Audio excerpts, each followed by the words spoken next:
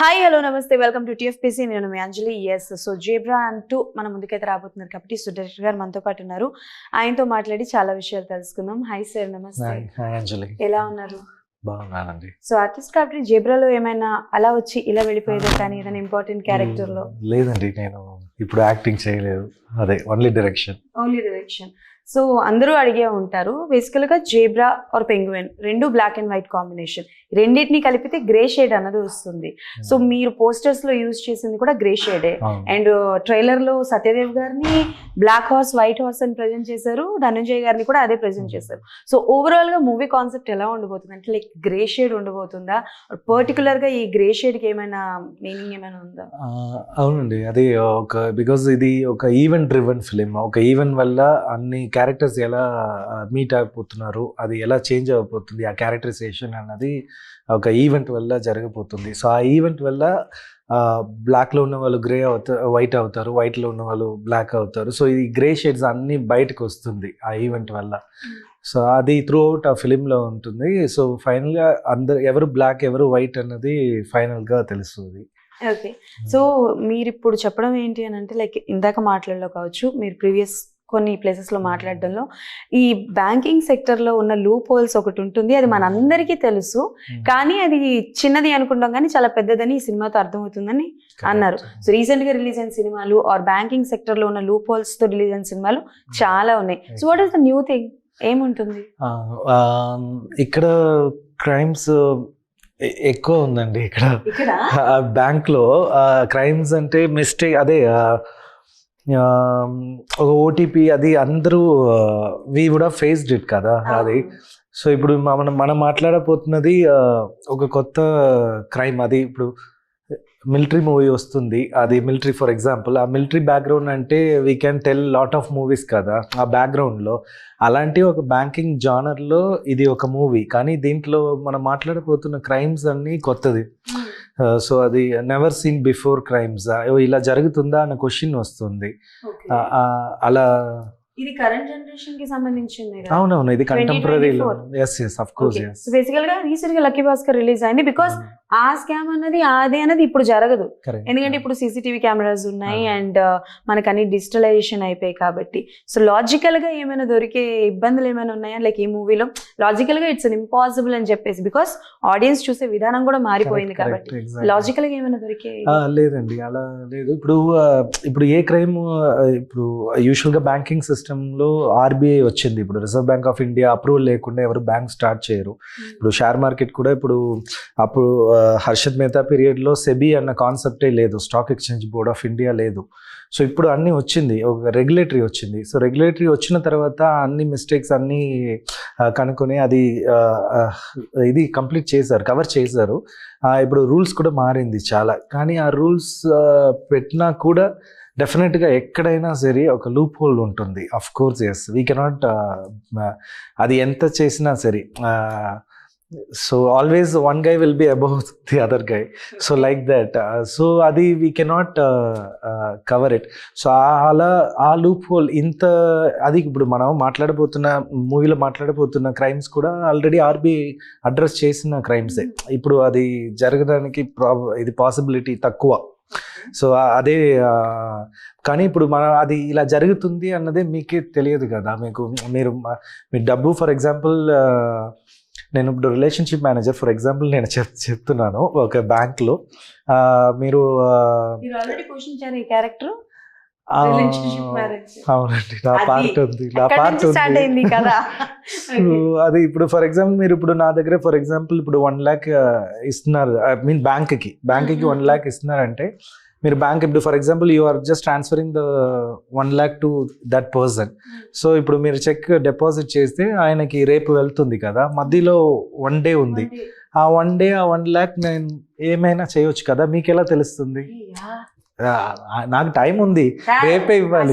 Bank వాళ్ళని నమ్మడం చాలా కష్టం అంటే మీరు ఏమైనా ఇది తెలియదు కదా ఇది, బట్ జరుగుతుంది అని నేను చెప్పలేదు, కానీ పాసిబుల్ ఉంది కదా.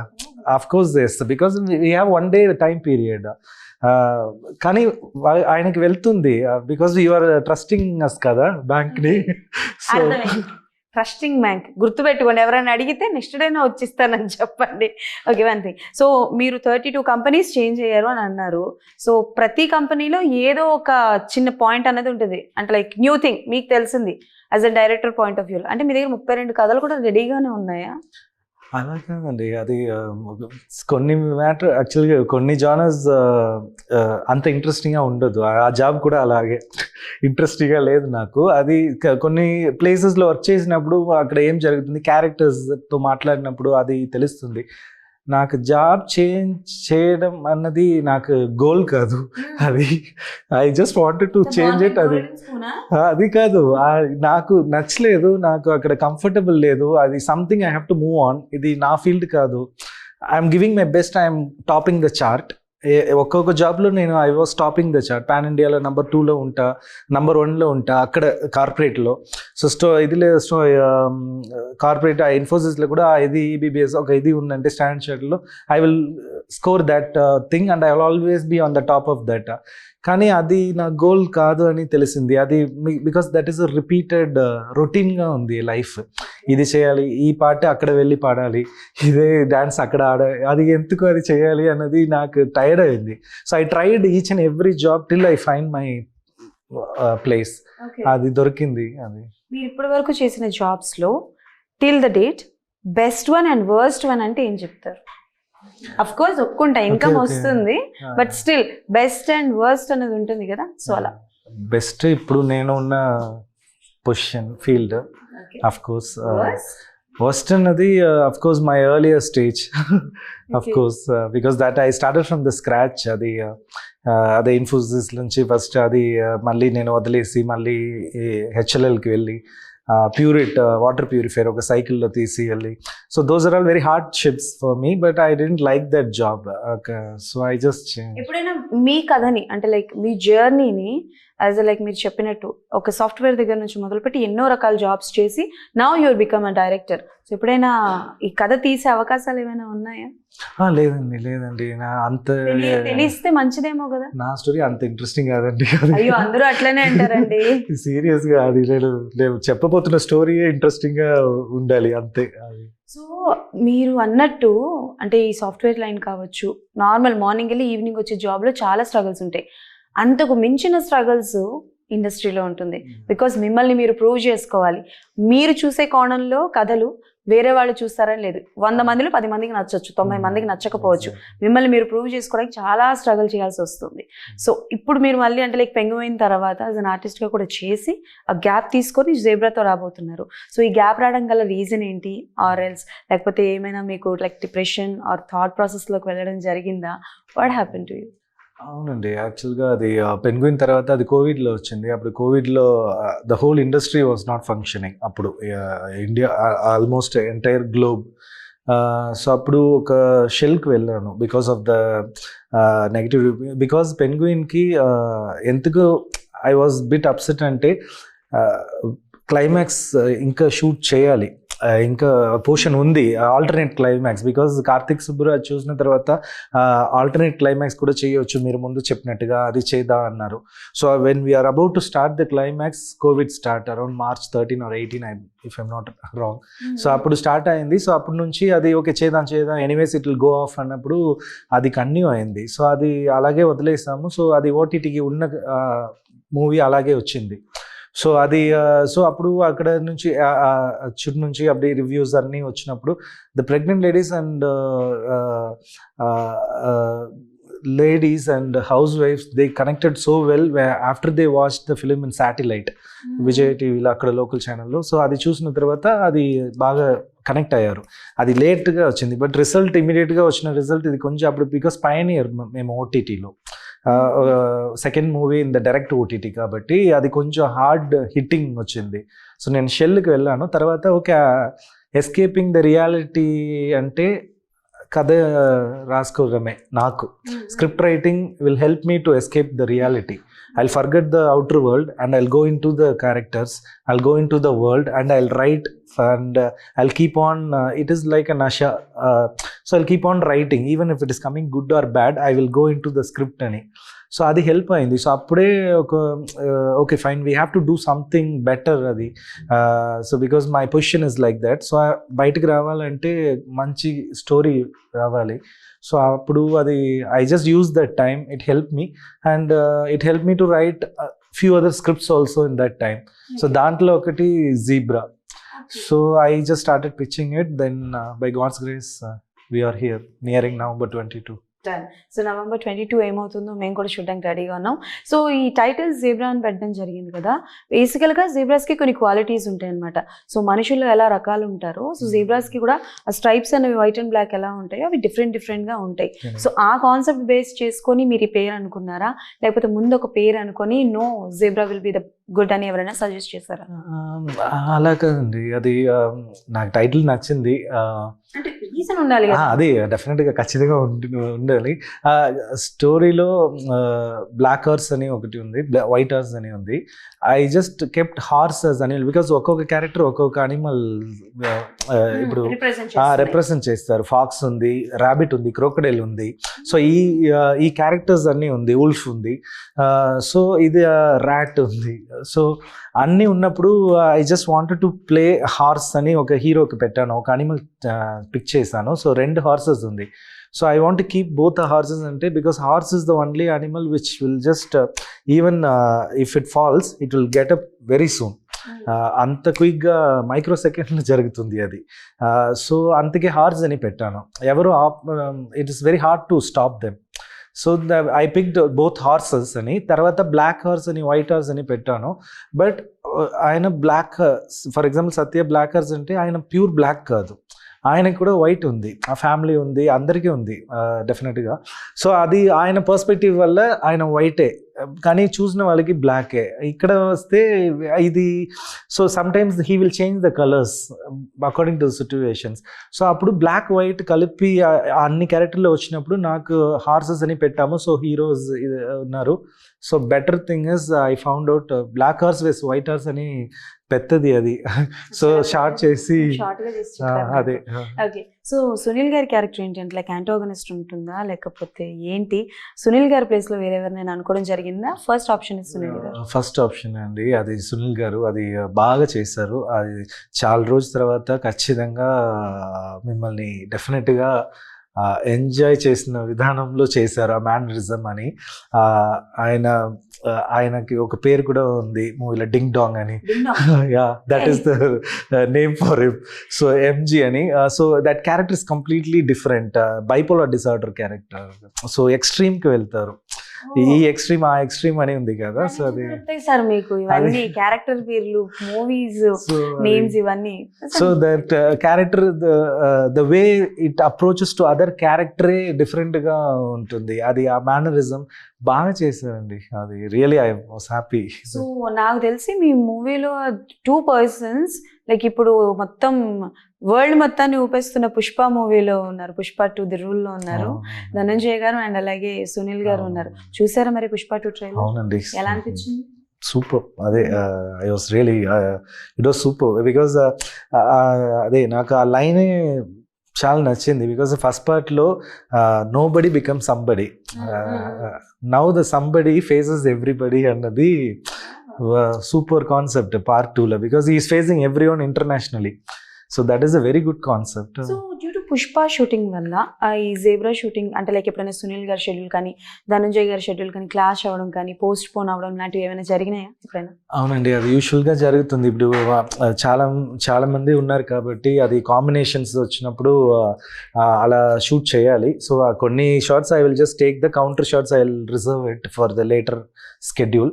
So for 2 shots and all definitely I have to wait for them. So అందుకే వెయిట్ చేసి స్కెడ్యూల్ బ్రేక్ చేసి హానెస్ట్గా ఏం చెయ్యాలో అది చేస్తాము ఇక్కడ. ఓకే. సత్యదేవ్ గారి గురించి చెప్పండి. Because is a very good performer. ఆయన అంటే లైక్ పాజిటివ్ చేసినా ఓన్ చేసుకుంటారు, నెగటివ్ చేస్తే ఆడియన్స్ తిట్టుకుంటారు. సో ఇందులో మీరు మాకు గ్రే షేడ్లో కనిపించబోతున్నారని మాకైతే చెప్పారు. సో సత్యదేవ్ గారిని అంటే లైక్ చూస్ చేసుకోవడానికి ఒక క్యారెక్టర్ అనేది ప్రతి యాక్టర్ని ఇంప్రెస్ చేస్తుంది, అండ్ లైక్ డైరెక్టర్ని ఇంప్రెస్ చేసే క్యారెక్టర్స్ ఉంటాయి. సో అలా మీకు సత్యదేవ్ గారు చేసిన ఇప్పటి వరకు క్యారెక్టర్స్లో ఏ క్యారెక్టర్ అంటే బాగా ఇష్టం and you got impressed? Satyadev గురించి నాకు పిట్ట కథలు that was the very first one that I have seen his face. So పిట్ట కథలలో ఆ క్యారెక్టర్ నాకు చాలా నచ్చింది. ఆ ఎక్స్ప్రెషన్, అది గిల్ట్, కన్నింగ్నెస్, అది how is managing both girls అని, అది ఈ రియలీ హ్యాండిల్డ్ వెల్. మొత్తం పూరా మూవీలో that was the character which impress me a lot. Okay, we have to follow this person అని మైండ్లో ఆ ఇంప్రెషన్ వచ్చింది. తర్వాత ఉమా మహేశ్వర్ రూపాయి చూసినప్పుడు క్లోజ్ టు ది ఫగత్, he really pulled off easily. So అప్పుడే తెలిసింది ఆయన స్పెక్ట్రమ్ వేరే అని. So okay, but he is just even ఆచార్యలో కూడా ఒక్క సీన్ వస్తారు, ఆ ఒక్క సీన్లో, ఆ క్రయింగ్ సీన్లో ఈ సీరియస్ అంత ఈజీ కాదు. జస్ట్ ఇచ్చిన స్పేస్లో ప్రూవ్ చేయడం అన్నది చాలా కష్టం. అది ప్రాపర్గా యూజ్ చేశారు ఆ టీయర్స్లో. బాలీవుడ్ లో కూడా హనుమంతుడి క్యారెక్టర్ ఎగ్జాక్ట్లీ రామ్ సేతులో చేసింది, అసలు గూస్ బంప్స్ అసలు లాస్ట్ తెలిసినప్పుడు. అండ్ బేసికల్ గా ఒక డైరెక్టర్ కి పర్టికులర్ అంటే లైక్ ఒక డైరెక్టర్ అనేది ఇన్స్పిరేషన్ ఉంటారు. కొన్ని సినిమాలు చూసి మనం ఎలా అయినా ఇలాంటి సినిమాలు తీయాలి అని అనుకుంటారు. సో అలా ఈశ్వర్ గారికి అంటే లైక్ ఇన్స్పిరేషన్ ఎవరు డైరెక్షన్స్ లో, అండ్ ఎలాంటి సినిమా చేయాలి అనుకుంటున్నారు? నాకు మణిరత్నం ఫ్యాన్ అండి, మణిరత్నం సార్. అవును, అది నేను గీతాంజలి మూవీ చూసిన తర్వాతనే నేను డిసైడ్ అయ్యాను, ఓకే ఇది మనకి ఇదే ఫీల్డ్, ఇది ఇంట్రెస్ట్ వచ్చింది సినీ ఫీల్డ్ మీద. So Mani Ratnam sir is my guru. యాక్చువల్గా ఏది చేసినా, మంచి మూవీ చేసినా ఆయనకే డెఫినెట్గా. Okay, so of course yes, I love his film style and characterization and everything. ఆ ఏస్థెటిక్ సెన్స్ నాకు అది ఎలాగే ఏదో అది నాకు కూడా ఇంపాక్ట్ వచ్చింది. సో నా మూవీస్లో ఒక ఏస్థెటిక్ సెన్స్ ఉంటుంది. అఫ్ కోర్స్ ఆ క్యారెక్టర్స్ కూడా అది షేడ్స్ ఉంటుంది. అది ఆ తర్వాత నాకు Sekhar Kammula sir, I really like him a lot. From Anand movie నుంచి I'm just following him. And Singeetam Srinivasa Rao sir, I love his ఒక్కొక్క movie, I really love him. So ఇలాంటివి ఉన్నారు. మీరు చెప్పే డైరెక్టర్స్ ఆల్మోస్ట్ అందరూ మంచి రొమాంటిక్ లవ్ స్టోరీస్ తీస్తారు. అండ్ ఇందులో కూడా ఒక సాంగ్ ఉంది, లవ్ సాంగ్. ఓకే, బాగానే ఉంది. ఈశ్వర గారి దగ్గర నుంచి లవ్ స్టోరీ ఎప్పుడు ఎక్స్పెక్ట్ చేయొచ్చు, అంటే కంప్లీట్లీ రొమాంటిక్ లవ్ స్టోరీ? అలాంటి అనే నాకు ఇలాంటి జానర్స్ బాగా వస్తుంది. ఎందుకు అది ట్రై చేసి బాగా చేసిన వాళ్ళు ఉంటారు ఆల్రెడీ. నాకు ఒక కొత్త జానర్ చేయాలి, కొత్త ఐడియాని ఎలా జనరంజన్ మీన్స్ ఫర్ ద పీపుల్ ప్లీజింగ్గా ఎలా అది చెప్పాలి, ఇంట్రెస్టింగ్గా నరేట్ చేయాలి. బికాజ్ ఇక్కడ యూజువల్గా కష్టమని ఏమీ లేదు ఇక్కడ. ఐ మీన్ నరేషన్ చెప్పిన విధానంలో పీపుల్ విల్ అండర్స్టాండ్ ఎవ్రీథింగ్. చెప్పబోతున్న విధానంలో ఎలా ఇంట్రెస్టింగ్గా చెప్పబోతున్నామో అది ఇంట్రెస్టింగ్ తీసుకొస్తుంది. సో ఇక్కడ అండర్స్టాండ్ అవ్వలేదు నాకు అది అనే కాన్సెప్ట్ రైటింగ్లో ఉన్న problem. They will understand everything. So అది అందుకే నేను I just wanted to explore the screen play pattern. So అందుకే కొన్ని సినిమాలు అంటే లైక్ ఓకే అనుకొని ఆన్సెట్స్కి వెళ్ళడానికి ముహూర్తం పెట్టుకొని డ్రాప్ అయిపోయినవి కొన్ని ఉంటాయి.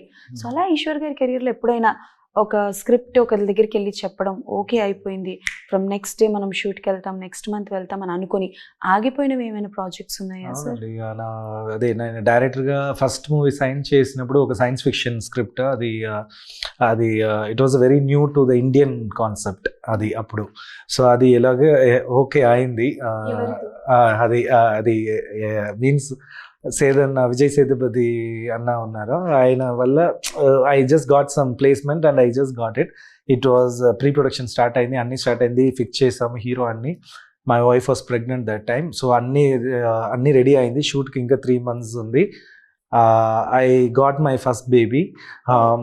అప్పుడు జస్ట్ ఆఫ్టర్ ఒక వన్ వీక్లో they inform that we will drop this project. కొంచెం అది రీజన్స్ చాలా ఉంది అది. సో ఓకే, ఇది ఇప్పుడు వద్దు, తర్వాత చేద్దా అని, because the producer is coming from other part of the world. So he wanted to go back. So నాకు ఆ న్యూ ఇయర్ వెరీ బ్యాడ్గా స్టార్ట్ అయింది అప్పుడు. 2017లో ఇది. విజయ్ సేతుపతి గారు తెలుసా ఎలా? అవునండి, ఆయన యాక్చువల్గా డెఫినెట్గా నేను ఏ మూవీ చేసినా డెఫినెట్గా అది I just wanted to present for him. డెఫినెట్గా ఆయన వల్ల నేను ఇక్కడ లేదు సీరియస్గా. అర్థం కాలేదు. He only help me the position what I'm holding where ఇక్కడ ఉన్నానని చెప్పండి, ఇక్కడ లేదు ఇక్కడ ఓకే ఓకే సారీ ఇక్కడ ఉన్నాను ఆయన వల్లనే నేను ఇక్కడ ఉన్నాను. Yes exactly. ఓకే.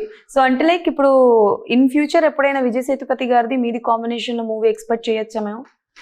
అది నేచర్ డిసైడ్ చేయాలి. అది నాకు కూడా స్క్రిప్ట్ అది సపోర్ట్ చేయాలి, ఆయనకి నచ్చాలి. Because is experimenting and simultaneously is doing lot of things. ఆయన చాలా బిజీ యాక్టర్ యాక్చువల్గా. నేను యూజువల్గా ఒక 3 months 4 months తీసుకుంటా ఒక స్క్రిప్ట్కి. So maybe in case in future if everything comes good ఖచ్చితంగా చేస్తా. ఈశ్వర్ గారు డైరెక్టర్ గారు ఫిక్స్, సారీ డైరెక్టర్ గా ఈశ్వర్ గారు fix. So as an artist గా మీకు వచ్చింది మార్చేసాను సార్, మార్చేసారు మొత్తం. ఎస్. అంటే లైక్ యాజ్ అన్ ఆర్టిస్ట్ గా స్టార్ట్ చేశారు కాబట్టి, సో మాకు తెలియకుండా తెలుగు సినిమాల్లో ఏమైనా ఎక్కడైనా చేసి ఎడిటింగ్ లో మిస్ అయినవి ఏమైనా ఉన్నాయా మీరు చేసినవి తెలుగులో యాజ్ అన్ ఆర్టిస్ట్ గా? లేదండి ఇక్కడ అంటే ఏం లేదు. మొత్తం. అవునండి అక్కడనే. In future artist as an artist director combined గా ఏమైనా అది సెట్ అవ్వలేదా అని ఇక్కడ వచ్చాను నేను. సెట్ అవ్వలేదనా? కరెక్ట్ క్యారెక్టర్ పడాలి సార్ మీకు, పడితే లైక్ మంచి యాంటోగనిస్ట్ సైకో క్యారెక్టర్ లాంటి. లేదండి ఇది రైటింగ్ అండ్ డైరెక్షన్ ఇది ఇట్ నీడ్స్ మోర్ ఎఫర్ట్ అది. So this is going good. Okay సరే, 3 questions. మీ లైఫ్ లో మీరు సంపాదించిన ఫస్ట్ సంపాదన ఎంత? యాజ్ అన్ ఆర్టిస్ట్ గా ఫస్ట్ సంపాదించింది ఎంత? యాజ్ అన్ డైరెక్టర్ గా ఫస్ట్ సంపాదించింది ఎంత? ఇంటర్నేషనల్ గా పెరిగితే పర్లేదు. First salary was 10,800. Okay. That is the one first corporate లో. అండ్ ఆర్టిస్ట్ గా 250 rupees per day junior artist గా. ఈ మూవీలో I got as a debut director. Debut director అదే 20,000 అండి. 20,000 as a debut director. Okay. అంటే ఓకే నాకు అర్థమైంది కంప్లీట్ చేయాలని, బట్ ఇదొక లాస్ట్ క్వశ్చన్. సో అంటే లైక్ జూనియర్ ఆర్టిస్ట్గా చేశారు కాబట్టి ఒక పేరున్న ఆర్టిస్ట్కి జూనియర్ ఆర్టిస్ట్కి ట్రీట్ చేసే విధానం చాలా డిఫరెంట్గా ఉంటుంది. వైల్ ఎవరైనా జూనియర్ ఆర్టిస్ట్గా ఉండేటప్పుడు ఎప్పుడైనా అవమానాలు కానీ, అరే జూనియర్ ఆర్టిస్ట్ని ఇంత తక్కువగా చేస్తున్నారు, మనం డైరెక్టర్ అయితే మన దగ్గర వచ్చే ఆర్టిస్ట్ని మనం ఇట్లా ట్రీట్ చేయకూడదు అని ఎప్పుడైనా ఫేస్ చేసింది ఉందా మీరు? అవునండి అది అయింది. అది డెఫినెట్గా వాళ్ళు కూడా ఆ టెన్షన్లోనే తిడతారు. అది కావాలని అలా చెయ్యాలి అని వాళ్ళకి కూడా అలా ఉండరు ఎవరు. సో అది యాక్సిడెంటల్గా చేస్తారు కదా. అది నాకు నేను అక్కడి నుంచి since I'm just coming from there I know the pain of treating the actors and how they will be reacting అని. సో అది నాకు హెల్ప్ అయింది how to behave with humans అని. అది added advantage. Okay done. So thank you so much. November 22nd zebra movie వస్తుంది కాబట్టి చూస్తాం అసలు ఏంటి ఏ పాయింట్ మీరు చెప్పారా అని. నెక్స్ట్ టైం నుంచి భయానికి వెళ్ళాలంటే భయం వేసేటట్టు ఉంది. Anyways thank you so much. Thank you so much. Thank you so much. So yes that's all for today. మళ్ళీ కలుసుకుందాం.